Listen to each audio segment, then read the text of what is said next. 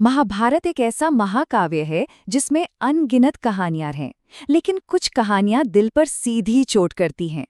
आज हम एक ऐसे ही दिल को छू लेने वाले पल की बात करेंगे, कर्ण के उस एक प्रण की जिसने सब कुछ बदल दिया।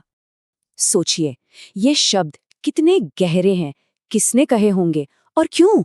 हाँ, यही सवाल है जो इस पूरी कहानी की जड़ है और इसका जवाब एक योद्धा के सबसे बड़े इम्तिहान में छिपा है। एक ऐसा इम्तिहान जो उसकी पूरी जिंदगी की परिभाषा बदलने वाला था। तो आखिर ये सब शुरू कहाँ से हुआ? चलिए, कहानी की शुरुआत में चलते हैं। मौका है कुरुक्षेत्र के महायुद्ध से ठीक पहले का, और रानी कुंती एक ऐसा राज खोलने वाली हैं जिसे उन्होंने सालों साल अपने दिल में छिपा कर रखा था। जरा उस पल को महसूस करने की कोशिश कीजिए। कर्ण, जिसे पूरी दुनिया एक सूत पुत्र के नाम से जानती थी, उसे अचानक से ये पता चलता है कि वो पांडवों का सबसे बड़ा भाई है।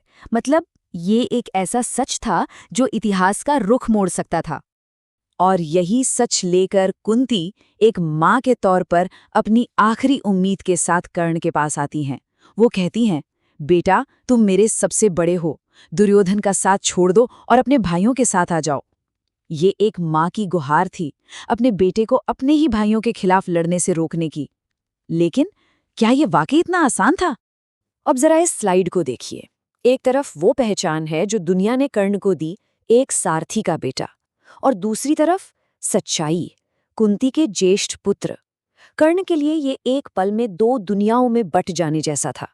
वो अचानक पहचान के एक ऐसे गहरे संकट में फंस गए थे जिसकी कोई कल्पना भी नहीं कर सकता। अच्छा, तो अब कुंती की बात तो हो गई। चलिए, अब सिक्के का दूसरा पहलू देखते हैं। कर्ण का नजरिया समझते हैं।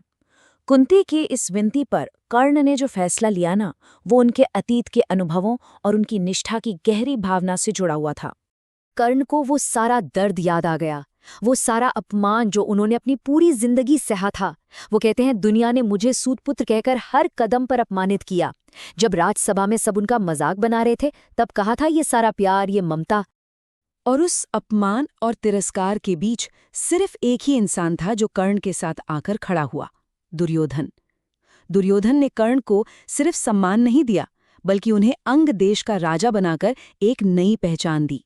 ये एक ऐसा कर्ज था जिसे कर्ण अपनी जान देकर भी नहीं चुका सकते थे। तो कर्ण के लिए उनका धर्म, उनकी वफादारी उस दोस्त के लिए थी जिसने उन्हें तब अपनाया जब पूरी दुनिया ने ठुकरा दिया था। उस दोस्त को धोखा देना मतलब अपने वजूद को ही मिटा देने जैसा था। तो अब हम वापस उसी शुरुआती रहस्य पर आते हैं। एक तरफ माँ का प्यार, दूसरी तरफ दोस्त का साथ। इन दो बिल्कुल अलग अलग कर्तव्यों के बीच कर्ण एक रास्ता निकालते हैं। एक ऐसा रास्ता जो बहुत दुखद है, लेकिन साथ ही साथ बहुत महान भी। 5, याद है ये संख्या? यही संख्या कर्ण के उस महान प्रण का केंद्र बिंदु है। उन्होंने अपनी माँ को एक ऐसा हिसाब समझाया, एक ऐसा गणित जिसमें कुछ भी हो जाए, नतीजा हमेशा 5 ही रहेगा। कुंती के 5 बेटे हमेशा जिंदा रहेंगे। अब इस स्लाइड में सबसे कमाल की बात यह है कि कर्ण अपनी प्रतिज्ञा को कितने साफ तरीके से सामने रखते हैं। वो कहते हैं, ठीक है, मैं तुम्हारे 4 बेटों युधिष्ठिर, भीम, नकुल और सहदेव को कोई नुकसान नहीं पहुंचाऊंगा। मेरा एकमात्र दुश्मन, मेरा लक्ष्य सिर्फ एक है, अर्जुन। और यही उनके बलिदान का सार है। देखिए, अगर युद्ध में अर्जुन मारा जाता है तो मैं यानी कर्ण तुम्हारे 5वें बेटे के रूप में जिंदा रहूंगा, और अगर मैं मारा गया तो 5 पांडव जिंदा रहेंगे।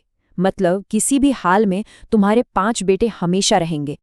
और बस यहीं से कर्ण सिर्फ एक योद्धा नहीं रह जाते, वो अपनी कहानी खुद लिखने वाले एक नायक बन जाते हैं। वो जानबूझकर ये चुनते हैं कि आने वाली दुनिया, आने वाला इतिहास उन्हें किस तरह से याद रखेगा।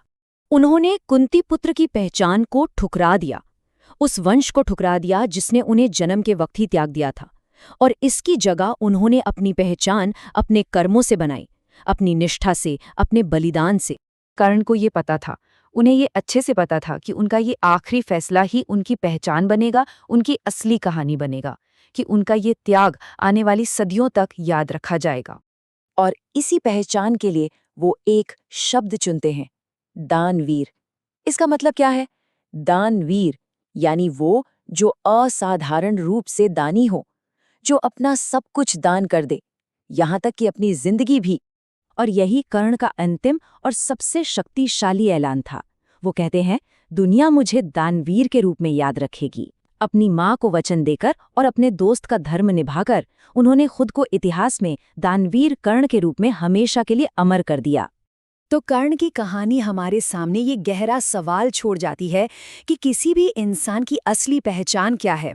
क्या वो जो उसे जन्म से मिलती है, या फिर वो जो मुश्किल से मुश्किल हालातों में अपने फैसलों से बनाता है।